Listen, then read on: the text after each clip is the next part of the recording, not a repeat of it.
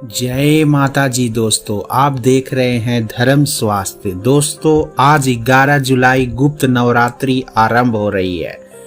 गुप्त नवरात्रि मित्रों, तांत्रिक क्रिया, शक्ति साधना और महाकाल से जुड़े लोगों के लिए बहुत ही महत्वपूर्ण मानी जाती है। गुप्त नवरात्रि के दौरान माँ काली, तारा देवी, त्रिपुरा सुंदरी, भुवनेश्वरी, माता छिन्नमस्तका, त्रिपुरा भैरवी, माँ धूमावती, बगलामुखी, मातंगी और कमला देवी की विधि विधान से पूजा करने की परंपरा है। दोस्तों, जहां तक बात करें गुप्त नवरात्रि से जुड़ी कथा के बारे में, तो इस कथा का महत्व बहुत है। दोस्तों, गुप्त नवरात्रि के 9 दिन इस कथा का श्रवण करने से हमें मनोवांछित सिद्धियां, मनोवांछित कामनाएं प्राप्त होती है। इस कथा को नवरात्रि के दौरान दोस्तों सुबह में किसी भी समय आप पढ़ सकते हैं या सुन सकते हैं। विशेषकर प्रथम दिन इसका वाचन एवं श्रवण करना बहुत ही जरूरत है। तो दोस्तों, गुप्त नवरात्रि से जुड़ी प्राचीन कथा क्या है, आइए इस कथा का श्रवण करते हैं। मित्रों, इस कथा के अनुसार एक समय श्रृंगी ऋषि भक्त जनों को दर्शन दे रहे थे।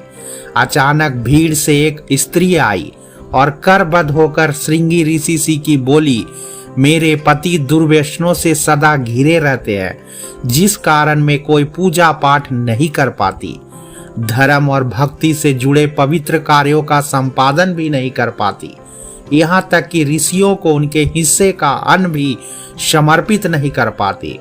मेरा पति मांसाहारी है, जुआरी है, लेकिन मैं माँ दुर्गा की सेवा करना चाहती हूँ।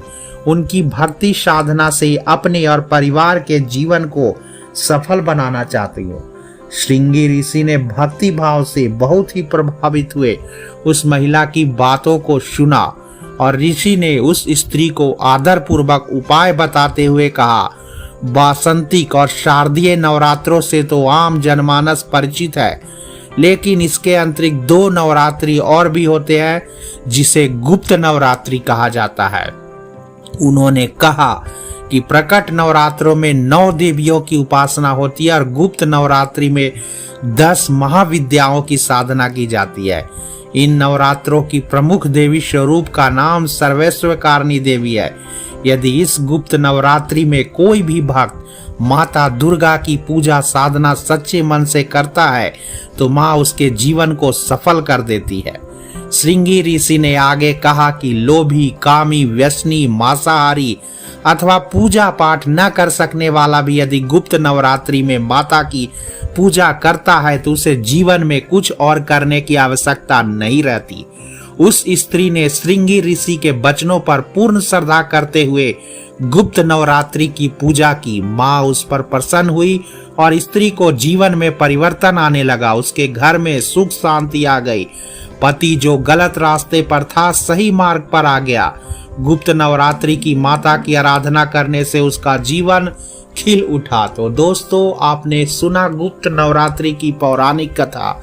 इस कथा को रोज नवरात्रि के 9 दिन श्रवण करें। दोस्तों, आपके घर में सुख शांति का वास होगा। उम्मीद है आज की ये वीडियो आपको पसंद आई। तो दोस्तों, एक लाइक, शेयर और सब्सक्राइब करें। मिलते हैं फिर से नए वीडियो के साथ, तब तक के लिए धन्यवाद।